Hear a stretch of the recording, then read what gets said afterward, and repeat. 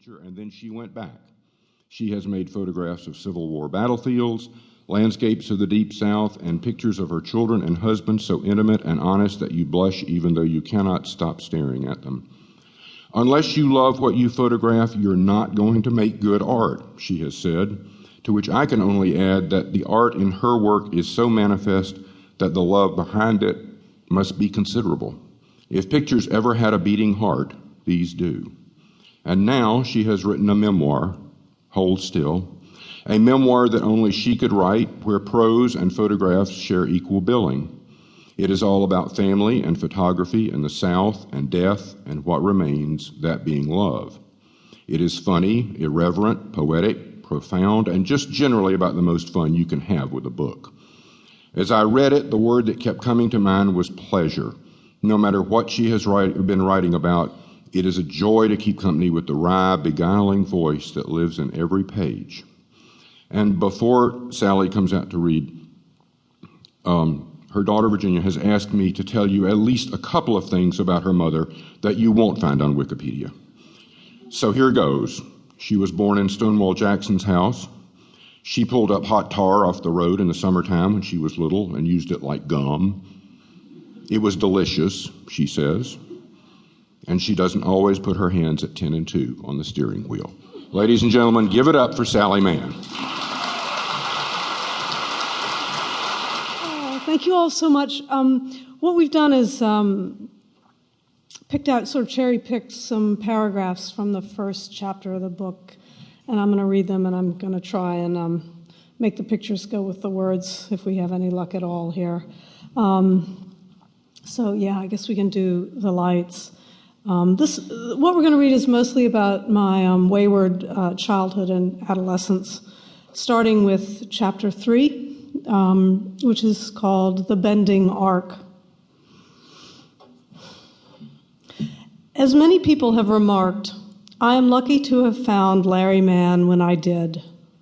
Whether I was born this way or my personality was formed by circumstance, I don't think anyone would call me an easy person to deal with.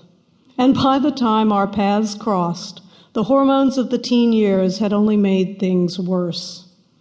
I had been a near feral child, raised not by wolves, but by the 12 boxer dogs my father kept around Boxerwood, the honeysuckle strangled and darkly mysterious 30-acre property where I grew up.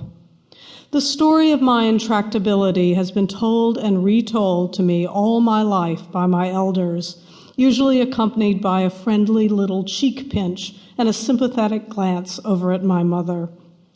Recently, in tracking down stories about Virginia Carter, the black woman who worked for my family for nearly 50 years, I visited Jane Alexander, a 96-year-old who repeated to me in a soft voice with a bobby pin twang to it the now familiar tale of my refusal to wear a stitch of clothing until I was 5. Family snapshots seem to bear this out.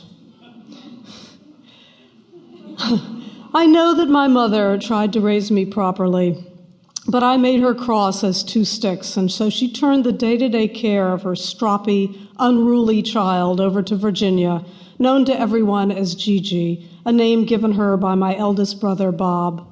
Jane Alexander reminded me about the beautiful, often handmade dresses that Gigi would lovingly press for me in hopes that they would soften my resolve to live as a dog.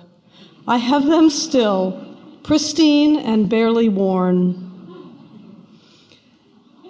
If my early years sound a bit like those legends of wolf-teat sucklers, I guess they were. But all the same, when I compare the lives of children today, monitored, protected, and overscheduled, to my own unsupervised, dirty, boring childhood, I believe I had the better deal.